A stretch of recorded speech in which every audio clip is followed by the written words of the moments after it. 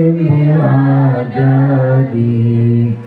كل معلوم الله. الفاتحة. أعوذ بالله من الشيطان الرجيم. بسم الله الرحمن الرحيم. الحمد لله رب العالمين. Bismillahirrahmanirrahim. Assalamualaikum warahmatullahi wabarakatuh. Bismillahirrahmanirrahim. Alhamdulillahirabbil alamin. Allahumma shalli wa sallim wa barik ala sayyidina Muhammadin wa ala alihi wa ashabi ajma'in. Amma ba'du. Ila hadratin Nabil Mustafa Sayyidina Muhammadin sallallahu alaihi wasallam wa ala alihi wa ashabihi wa dhurriyyatihi. Summa ila hadratin mu'allifatul kitab, summa ila hadratin Sayyidina al-Kiram al-Mur'al Mahfur Laham Ki Ju'ari Jawawi wa Murabi Rahina Ki Ju'ahmad Sayyid Ki Arisama Hadul Abana wa Mahatina radhiyallahu anhum wa ghafarallahu anhum. Lahumul Fatihah. A'udzu billahi minasyaitonir rajim.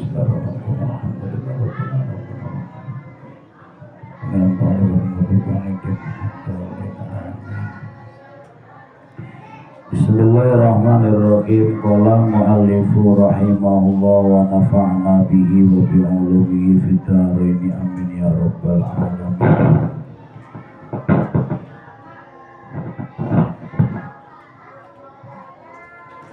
Bismillahirrahmanirrahim. Faslun fi mujibatil ghusli. Kita sekarang masuk di fikih menerangkan tentang wajibnya mandi. Wal ghuslu lughatan sailanul ma'i ala syai'in mutlaqan wa syar'an sailanuhu ala jam'il badani biniyati maksusatin. Mandi, yang namanya mandi itu kalau menurut bahasa Arab, istilah bahasa Arab, mengalirkan air itu namanya mandi. Kalau menurut syara, yang namanya mandi itu mengalirkan air kepada seluruh anggota badan dengan niat yang tertentu. Jadi kalau kita melakukan ibadah yang namanya mandi, itu harus ada niatnya. Niatnya apa? Apakah mandi wajib itu? Apakah mandi sunnah? Maka harus ada niatnya. Waladhi yujabu al-ghuslu sitatu asya'a. Perkara yang menjadikan seseorang wajib mandi itu ada 6. Jadi orang itu wajib mandi karena sebab 6 perkara. Kalau tidak 6 perkara ini tidak wajib mandi. Salah satu minha tastariku fiha ar-rijalu wan nisa. Yang 3 berlaku bagi lelaki sama perempuan. Lelaki juga berlaku, perempuan juga berlaku. Wa huwa iltiqaul khitanaini. Bertemunya 2 kemaluan. Hadisnya kemarin sudah kita pelajari. Wa yu'abaru an hadi iltiqa'i bi ilaji hayyin wa tiqin ghaibin hasafatil zakari minhu au qadruha min maqtu'iha fi farjin wa yasiru al adami al mauluji fihi junuban bi ilaji ma'adakar. Yang dimaksud bertemunya 2 kemaluan, yaitu kemaluannya orang yang hidup, baik yang laki maupun yang perempuan. Jadi yang wajib mandi adalah nempelnya kemaluannya orang yang masih hidup. Amal mayitu fala yu'adu wasluhu Kalau orang yang sudah meninggal, mandinya nggak perlu diulangi lagi. Dulu Bu ya, diceritakan, saya masih ingat guru saya cerita. Dulu itu ada orang yang meninggal dunia, sudah dimandiin, udah selesai semuanya. Itunya hidup, kemaluannya hidup. Orangnya mati, kemaluannya hidup. Ini seorang ulama ini yang mati. Kemudian para ulama musyawarah yang hadir itu, gimana ini? Sudah dimandikan kok itunya masih hidup. Akhirnya mungkin dia sebelum meninggal dia sebenarnya hajat sama istrinya belum kesampaian. Ya sudah diturutin aja, kasihan.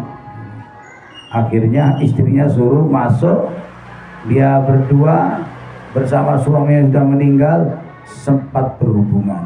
Suaminya sudah meninggal.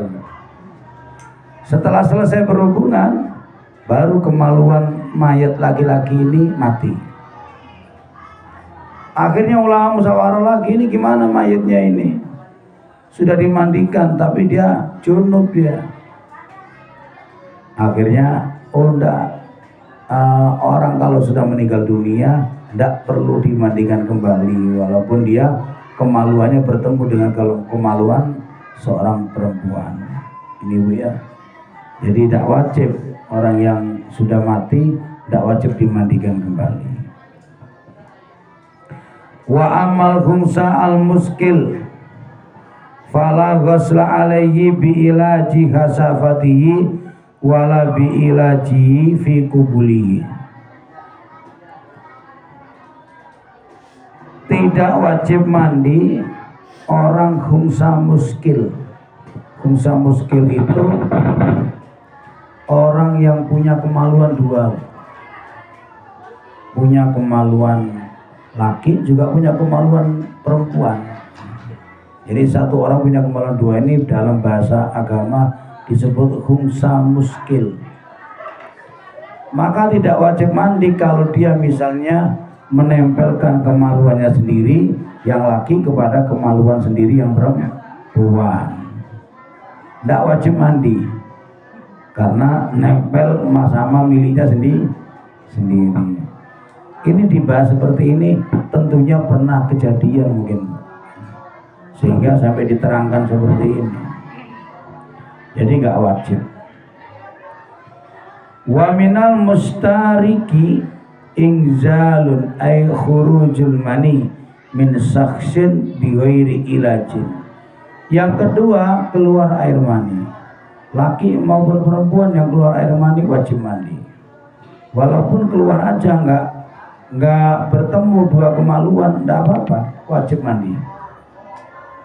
Wa in qala al mani kakitratin, walaupun maninya yang keluar cuma sedikit, setetes, tetap wajib mandi. Walau kana ala launidam, walaupun misalnya maninya itu karena dia punya penyakit, maninya keluar kayak darah merah, maka tetap wajib mandi. Walau kana al khariju bi jima'in aw bi awwirihi fi yaqadatin aw naumin bi syafatin aw ghairiha min tariqihi al muqtad aw ghairihi. Keluar air mani itu wajib mandi, baik keluar air mani itu dengan jima atau enggak jima, dengan tidur atau lagi terjaga, dengan sawat atau enggak sawat, pokoknya keluar air mani wajib mandi. Keluar dari jalan yang normal ataupun jalan yang enggak normal. Kayak apa contohnya jalan yang enggak normal? Ka'an ingkasaro solbau fakharaja mani, misalnya orang lagi sulbinya ini mungkin operasi misalnya, di tempat spermanya ini tiba-tiba kemudian keluar waktu dioperasi, maka dia tetap wajib mandi walaupun tidak keluar dari jalannya.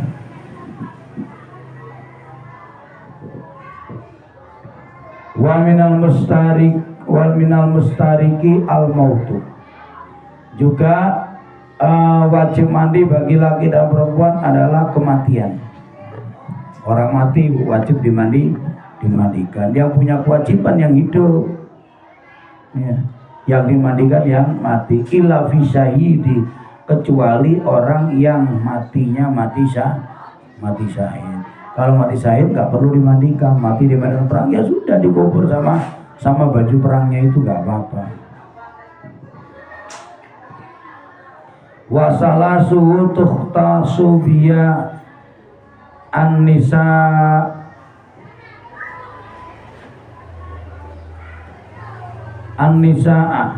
wa hiya al-haid. Dan 3 perkara yang mewajibkan seseorang mandi khusus bagi kaum wanita. Orang laki-laki nggak ada di sini. Yang pertama al-haidu, haid. Ya, haid itu kalau sudah bersih wajib mandi. Sedikit saya jelaskan masalah haid, Bu ya. Haid itu paling sedikitnya darah haid adalah sehari semalam. Pokoknya sehari itu keluar. Baik keluarnya terus atau keluarnya enggak terus. Paling lamanya haid itu 15 hari. Tapi orang haid itu dikembalikan kepada kebiasaannya. Kalau ibu-ibu biasanya 1 minggu, ya 1 minggu itu berarti haidnya.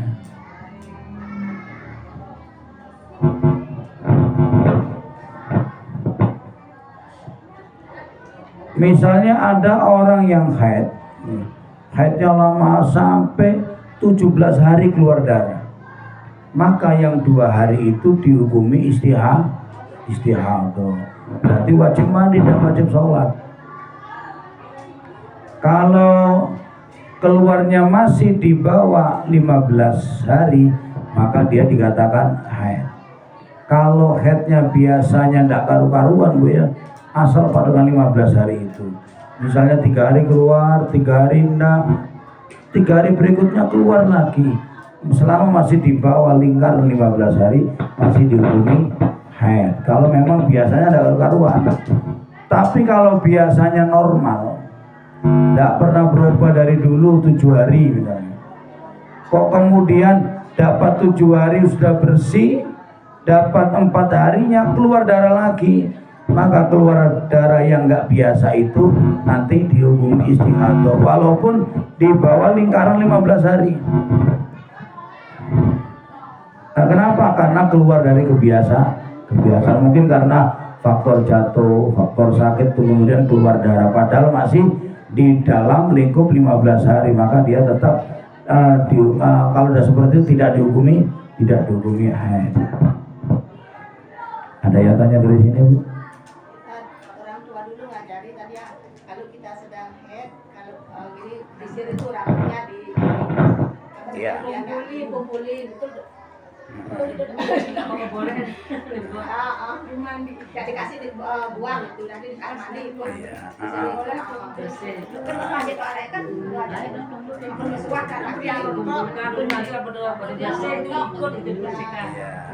Ada lagi yang biasanya, Bu, tak tinggal minum dulu.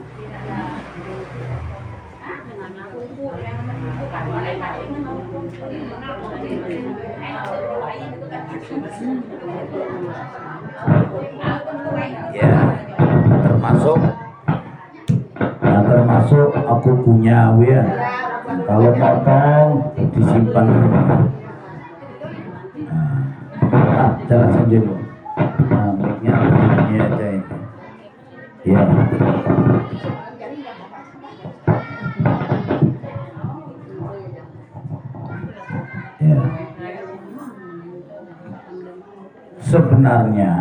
Sebenarnya ibu-ibu yang rambutnya selama haid itu memang sebaiknya tidak motong rambut.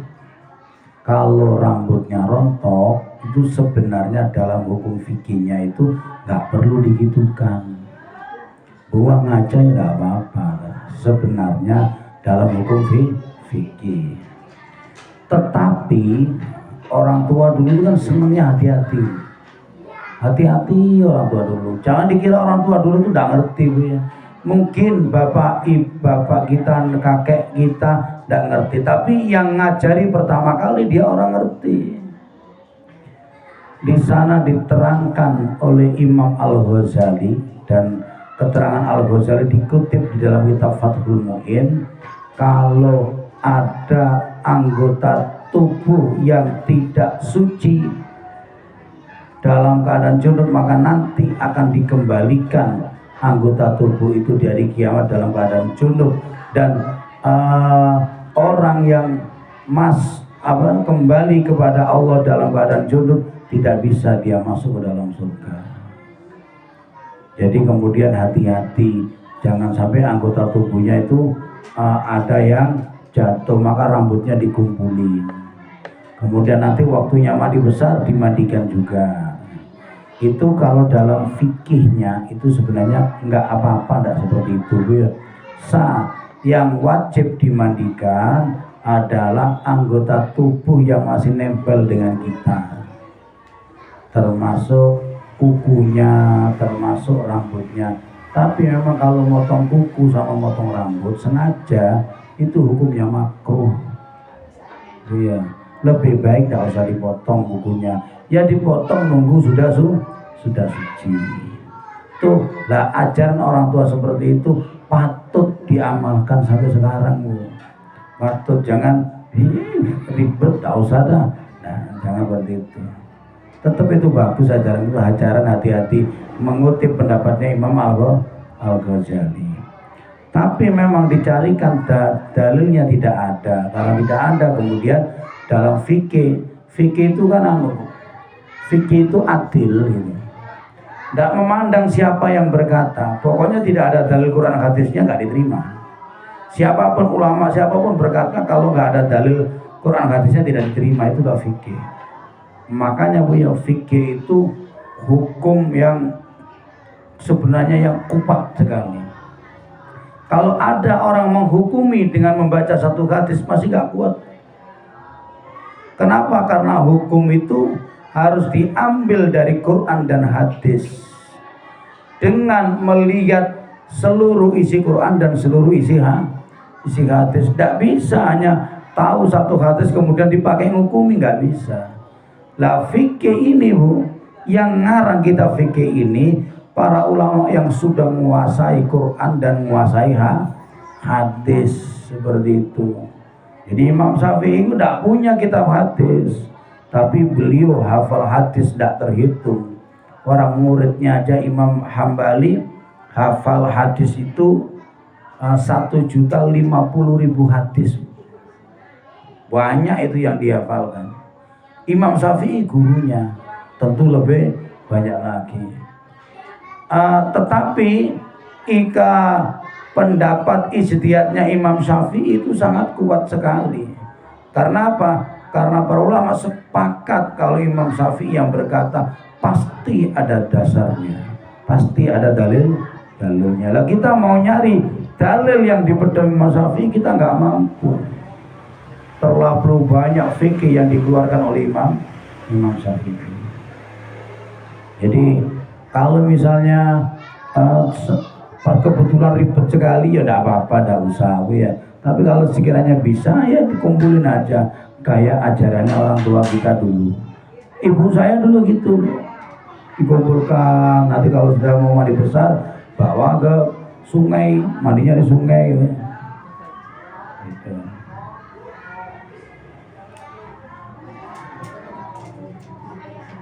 Haid itu adamu al-khariju min imro'atin balagot isinina. Haid itu darah yang keluar dari seorang perempuan ketika umurnya lewat 9 tahun. Jadi kalau ada wanita umurnya di bawah 9 tahun kok keluar darah, itu namanya darah istihadah. Kalau di 9 tahun ke atas berarti itu namanya darah haid.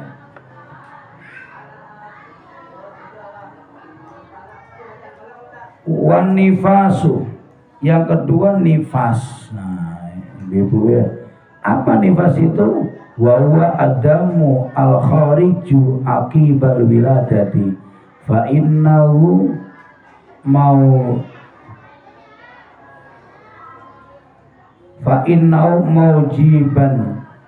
mujibun lil ghusli qat'an.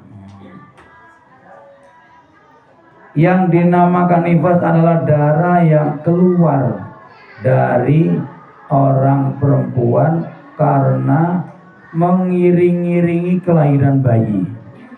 Mengiringi berarti setelahnya, Bu ya. Setelah lahir keluar darah itu namanya darah nifas. Wajib mandi. Lah ini dulu banyak yang salah paham. Nifas itu dianggap 40 hari. Enggak, Bu, enggak 40 hari.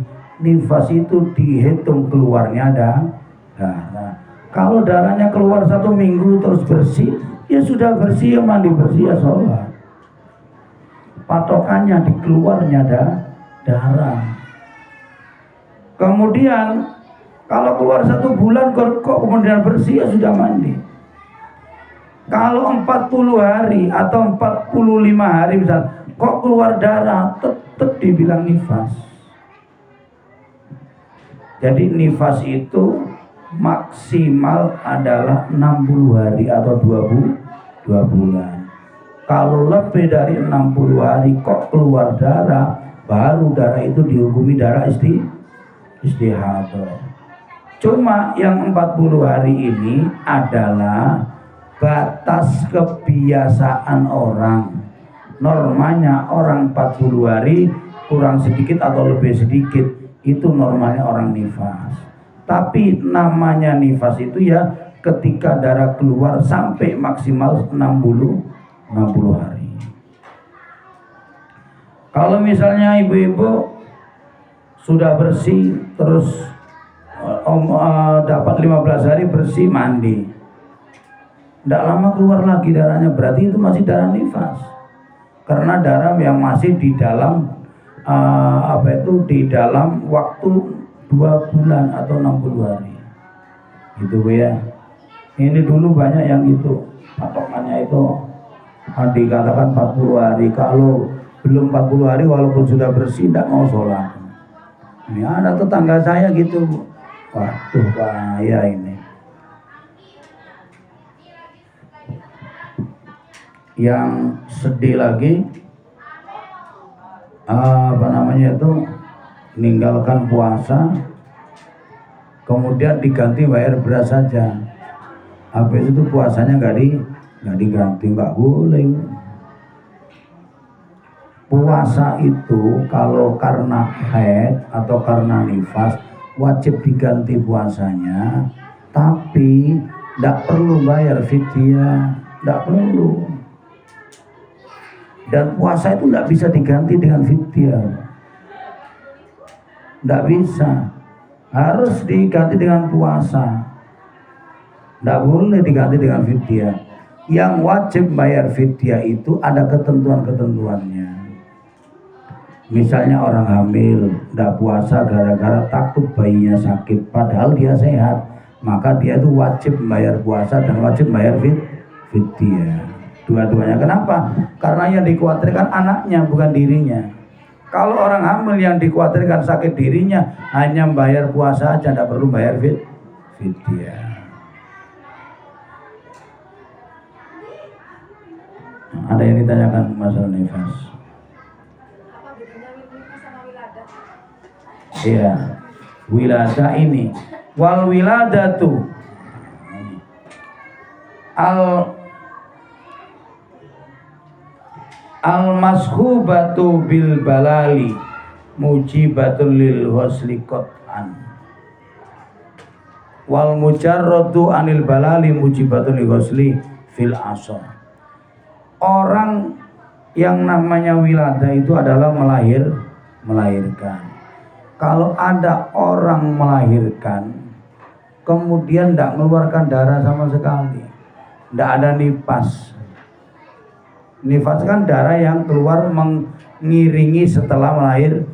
Saat melahirkan itu ada darah, tapi keluar bayi sudah nggak ada apa-apa, bersih langsung. Berarti dia wajib mandi wiladah. Kenapa? Karena dia mandi karena sebab melahirkan. Kalau nifas ya tidak perlu mandi wiladah. Kalau nifas nanti waktu mandi nifas ya sudah masuk, sudah boleh. Walaupun ada yang mengatakan Ya mandi wilada tetap. Habis melahirkan bisa mandi ya mandi wilada. Nanti waktunya nifas ya mandi nih, mandi nifas. Dikerjakan semua itu juga lebih bagus. Berarti habis melahirkan nggak usah langsung wilada, nggak usah, tapi ya nanti setelah berarti pas nifasnya aja gitu, mandi nifas gitu. Boleh, cuma nunggu nifasnya sudah, nanti kesuciannya itu sudah di cover dengan mandi itu.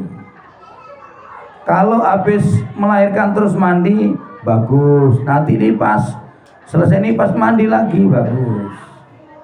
Jadi mandi semuanya.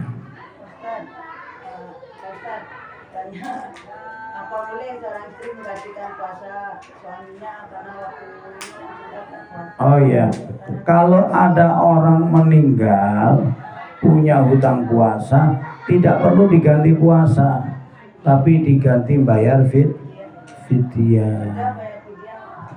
Tidak perlu puasa, sudah cukup. Bayar fidyahnya per harinya itu, lupa saya bu. Iya 4 on. Lebih amannya 6 on. 6 on. Iya. Jadi satu mood itu 6 on. Jadi per hari kalau misalnya 20 hari ya tinggal nambahkan aja 20 hari. Seperti itu. Jadi tidak perlu digantikan puasanya. Juga sholat ya, sholat walaupun diperbolehkan mengodoi sholatnya, yang memperbolehkan itu hanya dalam rangka mengirimkan pahala. Sebenarnya orang meninggalkan sholat ya sudah, tidak perlu digantiin. Kalau pas meninggalkan sholat dia diistighfari. Tapi kalau ada yang mengkodoi sholatnya tidak apa-apa. Tapi dalam rangkanya bukan menggantikan sholatnya, dalam rangka ngirim pahala sholat kepada orang yang sudah meninggal ini dunia, seperti itu. Niatnya sama Yang mana itu? untuk utama sholatnya. Sholat. Ya seperti biasa. Kita niat, cuma boleh bisa ditambahi untuk sebagai apa itu? Sebagai bahwa itu pahalanya itu memang dikirimkan kepada almarhumnya. Niat saya niat sholat menggantikan sholatnya siapa yang telah ditinggalkan lillahi ta'ala.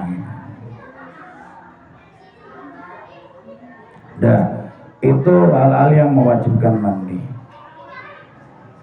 Faslun wa faraidul ghusli salah satu asya. Fasal yang menerangkan tentang fardunya mandi. Dalam mandi itu ada fardunya mandi yang harus dilaksanakan. Ahadua an-niyat, yang pertama niat harus ya. Fayanwi al-junubu raf'al janabati awil hadasil akbar. Niat misalnya niat junub, niat menghilangkan hadas besar, wa nahu dalik, wa tanwil al-haidi, niat haid, wa nifasi, niat nifas. Jadi tergantung. Nanti ibu-ibu bahasa Indonesia aja ya kalau mandi ya, niatnya saya niat mandi besar dari jenabat fardhu lillahi ta'ala. Saya niat mandi besar dari haid fardhu lillahi ta'ala. Enggak apa-apa. Bahasa Indonesia aja yang dibaca, biar apa? Biar bisa, biar ngerti. Kalau baca niat bahasa Arab enggak tahu artinya, malah enggak sama.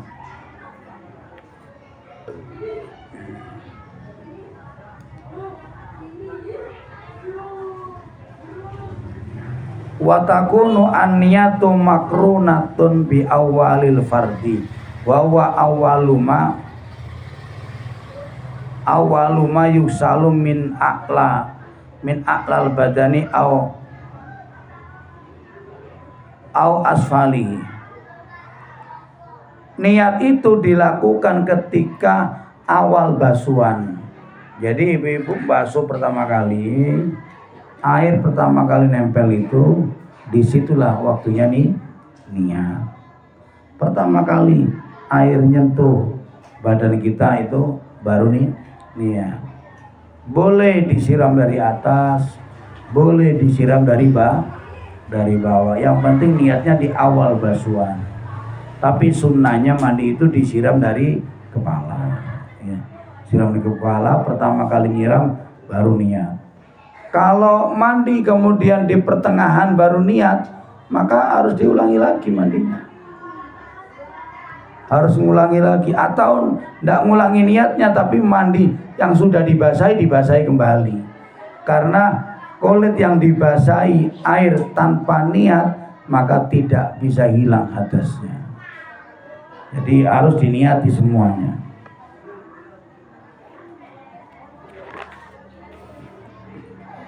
Falau nawa ba'da ghusli juz'in wajaba i'adatahu ini. Maka ketika niat setelah membasuh salah satu anggota tubuh, maka dia wajib mengulangi mandinya.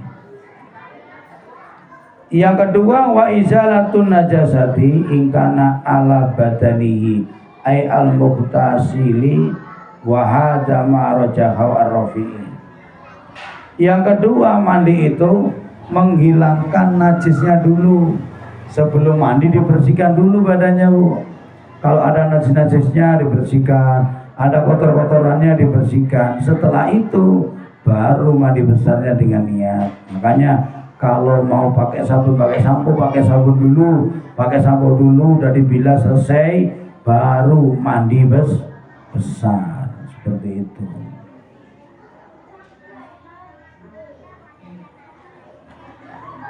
Dari sini ada yang ditanyakan? Masalah mayat yang habis mandi itu yang angkat setelah misalnya perempuan yang nikah, Yeah. yang angkat kan harus yang muhrim gitu, itu yang muhrim mana?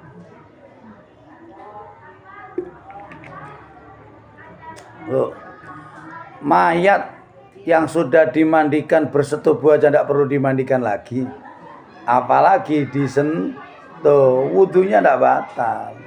Yang batal itu wudunya yang hidup. Kalau ibu-ibu punya wudu kemudian nyentuh mayat laki yang bukan mahramnya, batal wudunya.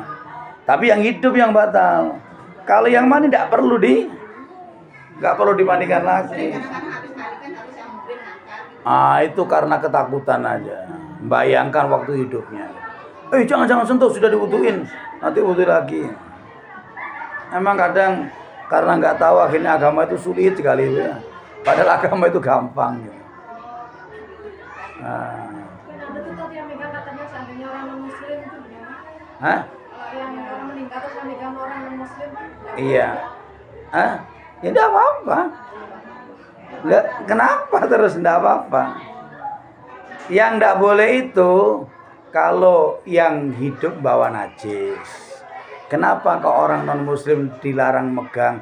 Karena orang non muslim itu tidak ngerti najis, takut tangannya membawa najis. Misalnya habis makan babi, kan dia nggak ngerti caranya mensucikan kan. Kalau cara mensucikan harus disiram dengan 7 kali salah satu jam tertentu, nggak ngerti. Maka selama tidak digitukan ya tangannya hukumnya najis.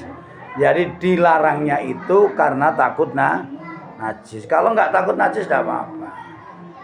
Makanya karena kondisi seperti itu mendingan kalau ada orang kafir tidak usah sentuh-sentuh. Kenapa? Takut dia namanya tidak ngerti najis. Ya kecuali jasad jenazahnya udah kering, orang yang non muslim itu tangannya juga kering baru tidak masalah. Kalau masih ngeluarin kotoran pada mayatnya, Oh iya, ini Bu yang sering terjadi Bu ya. Jadi memandikan jenazah itu berusaha pelan-pelan dipencet perutnya. Tapi pelan-pelan Bu, jangan ngok. Pelan-pelan kemudian dicek dengan pakai kaos tangan Bu ya. Kalau masih ada kotorannya bilas lagi, pencet pelan-pelan. Kok karena dia punya penyakit Bu ya, keluar terus dah anti-inti. Ya sudah ditutup aja. Dipempesi boleh, ditutup pakai kapas boleh. Kenapa? Karena faktor penyakit sama dengan ketika orang mengeluarkan darah. Misalnya karena kecelakaan keluar darah. Ini kalau nunggu keringnya nggak bisa, orang disiram keluar lagi dikasih obat masih tetap aja. Masa mayat harus dijahit misalnya kan? Ya, kalau memang keluar seperti itu terus ya ditutup, pakai apa aja, mungkin pakai kapas, pakai perban apa biar tidak keluar darah. Kemudian baru ya sudah disolatkan dan dikuburkan. Enggak. Ini Ustaz ya kan mandikan orang gadis meninggal, apa wajib dimandiin gitu? Itu Maksudnya? dia tidak ada dalam head meninggalnya gitu. Ya, wajibnya mandi itu bukan karena head. Wajibnya mandi karena dia mati. Karena dia meninggal dalam keadaan head. Nah, itu maksudnya Oh. wajib dimandikan. Oh, dalam keadaan head. Ya. Masih gini dia sedang head gitu. Ya, Bu. Tar dulu, Bu ya. Ini saya carikan dulu jawabannya, Bu ya. Saya belum pernah mendengar nih masalahnya ini. Tapi perkiraan, Bu ya. Cukup dia dimandikan dengan mandi mayat, karena mandi mayat itu sudah membersihkan semuanya. Di antara tujuannya mandi mayat itu memang takut dia pernah dalam keadaan hadas besar, dia tidak sempat mandi, seperti itu diantaranya. Tapi tetap saya carikan, Bu ya. Saya carikan keterangannya. Ada nggak keterangan apa harus niat mandi haid dulu baru mandi mayat gitu, karena niatnya beda. Nanti saya carikan. Ustaz, dari normal untuk berapa orang kita baru mandikan mayat ini? Kita nggak boleh rame-rame. Iya, tidak ada aturan, Bu ya, tidak ada. Yang penting sudah dimandikan, gimana caranya enaknya memandikan. Tidak ada aturan harus sekian nggak ada. Tergantung, kalau misalnya orang tua yang meninggal itu anaknya 10 dan pingin mandiin semua, ya nggak perlu dilarang, karena pingin berbakti pada akhir orang tuanya ada di dunia, nggak masalah. Yang penting pokoknya gimana sekiranya bisa dimandikan. Kalau Rasulullah mau meninggal dunia pesan, Bu, nanti saya dimandikan ini, yang nyiramkan ini, itu sudah ditentukan sama Rasul. Keluarga aja. Sehingga makanya memandikan itu lebih baik dari kalangan keluar. Kalau keluarganya ngerti, kalau keluarganya nggak ngerti, harus nyari orang yang biasa memandikan.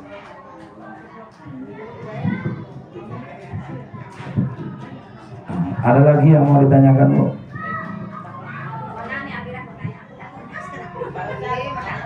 Mandi mayat ya. Iya.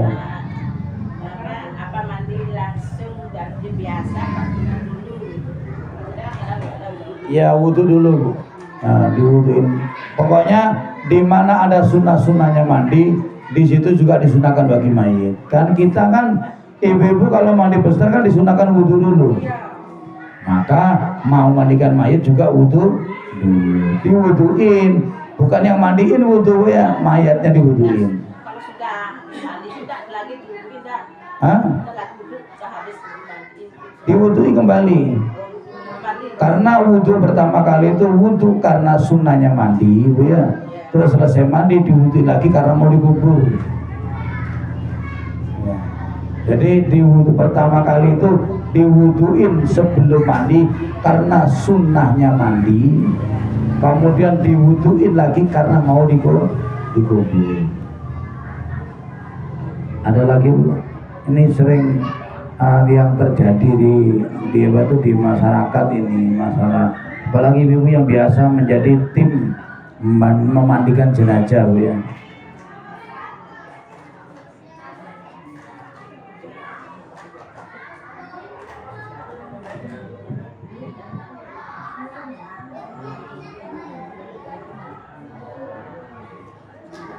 Nah ini, Bu ya, tadi fala yukfa ghuslatu wahidin anil hadasi wa najasati wa rajaha an-Nawawi al-iktifa bi ghuslatin wahidin anhuma wa mahaluma idza kanat an-najasatu hukmiyatan amma idza kana an-najasatu ainiyatan wajabat ghuslatani anhuma.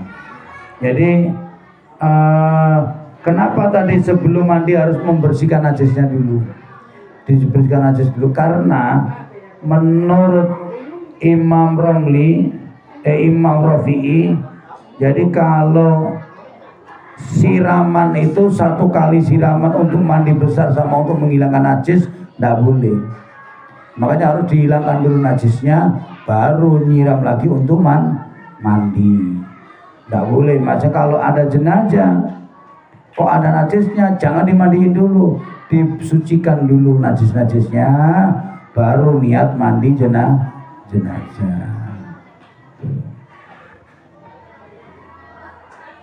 Mungkin itu aja Bu ya pengajian kita malam ini. Mudah-mudahan pengajian kita malam ini kita dapat ilmu yang bermanfaat. Mudah-mudahan Allah ridha kepada kita. Allah